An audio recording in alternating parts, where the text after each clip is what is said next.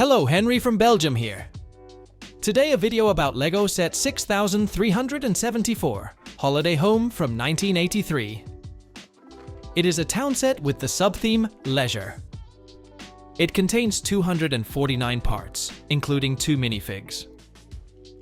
The sub-theme Leisure is actually also a nice theme to collect, and you can find already extensive videos from different sets on my channel.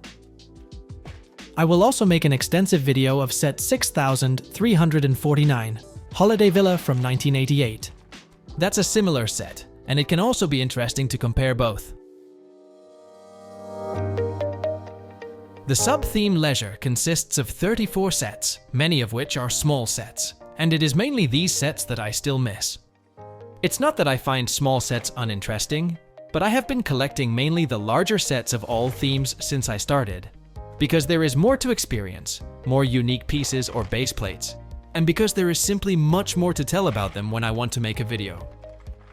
So I currently have all the larger sets of this sub-theme: Rocky River Retreat, Holiday Home with Camper, Riding Stable, and Holiday Home and Holiday Villa. And as always, complete with a nice box and manual. That's always my goal, because the challenge is greater, and I also find it historically interesting to have boxes and manuals with the set. I also have these sets within this sub-theme, which are not big but not small either. They are interesting because of some pieces or the way they are built. This one from 1978 could also fit in the sub-theme Leisure, but it only started in 1981, so this one is just a classic town set. Also an interesting one, because it's one of the few town sets that has a hinge system. I will definitely show this set later in an extensive video. So today this one. And it's doubly interesting for me, because it also fits in another sub-collection.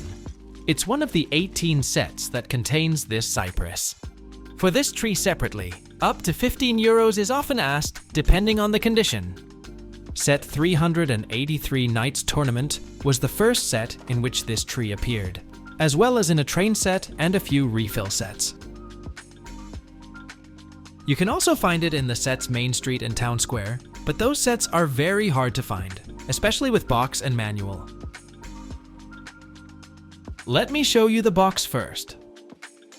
It is still in good condition considering its age. This is the type of box where you have to slide the cover off the inner box and where the base plate is slid between the cover. One large photo of the set on the front, and as always, some suggestions with inspiration for alternative constructions at the back. The manual is a handy A4 format with clear instructions, 4 pages with 19 steps on how to build the set. The nice thing about this set is that you can build 2 things. On the one hand, the car, and then the holiday home. And now we can take a closer look at the set itself. First, the 2 minifigs. Classic minifigs in a nice condition. The smileys are still clearly visible, and the torsos have no cracks. One has a nice print, the other one is plain blue. An interesting fact is that from 1983 onwards, the torsos were no longer hollow. Here you can see wedge-shaped ridges running vertically inside the torso. So before 1983, plain torsos were hollow, and that is important for a collector to know. Because collectors always want everything, at least I do, to be historically correct. Here you can clearly see the difference with the minifig of set 376 from 1978. These hollow torsos are rarer and more valuable, so pay close attention when you buy second-hand sets, especially the Yellow Castle, because it contains 14 minifigs that all have a hollow torso. I have often experienced sellers supplement the set with more recent copies and sell them as old torsos. The base plate is also a good reason to want this set in my collection. It's a road 32 by 32 with driveway and light gray cobblestones pattern. And it only appears in 2 sets. So this one, and set 6349 Holiday Villa, of which I will soon post an extensive video on my channel. I see basic bricks in different colors and sizes. I also see a garage door system that will serve as a kind of sun protection awning. Here it appears with some fabric in front, in the form of a sticker, Also some bricks with prints, and quite a few slope bricks. I'm going to build the car first, and for this I have a 4x1 vehicle base available. By adding 2 plates of 1x4 to this, you create a kind of compartment for the driver, so that an extra seat is not needed.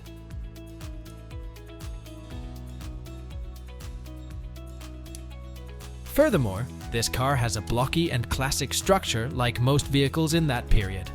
It is nice that there is a folding roof, also a nice print at the front, and there is room to transport things at the back.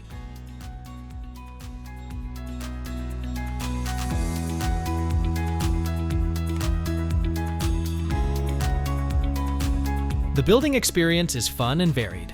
It is building basic bricks, alternated with the application of well-chosen accents, such as the chairs on the ground floor, one of which is a swivel chair, with next to it a table with a lamp on it. By the way, the table consists of a 2x4 transparent plate, which I think is a good choice, and better than a regular colored plate.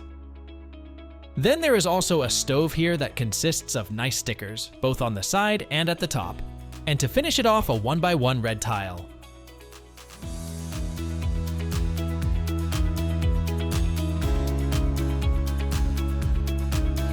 I like building such old sets.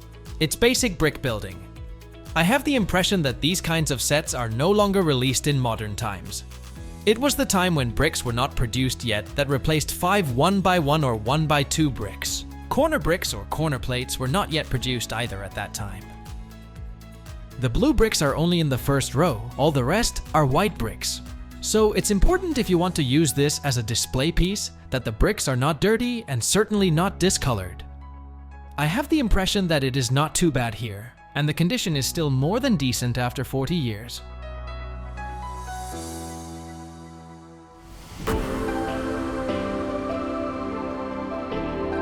The awning system is really a nice added value, and it also works great as it does in real life. You can slide it in and out so you can do an action with the set that way, and so it has a cool play feature.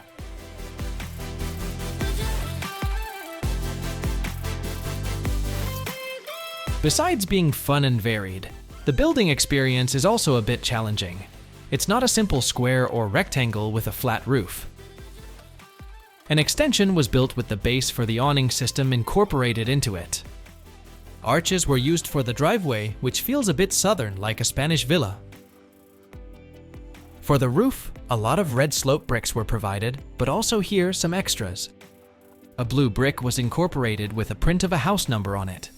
And there were also 3 windows incorporated.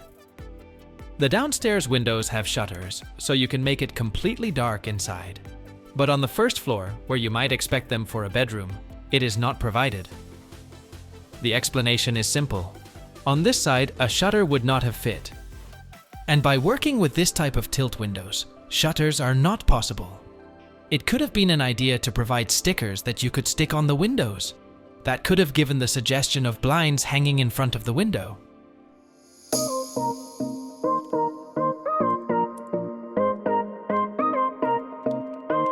I really like the finish outside. Numerous elements that make the base plate well and balanced filled. A mailbox with print, lighting, various flowers, and of course the valuable cypress. And not to forget a barbecue set where this 1x1 red tile serves as a piece of meat to roast. Of course, also a table with chairs and a colorful parasol make it complete. It even has extra finishing with transparent cups, an extra 1x1 tile, and a letter. I think it's a successful whole. It's very colorful and makes me happy, and really radiates a carefree holiday feeling.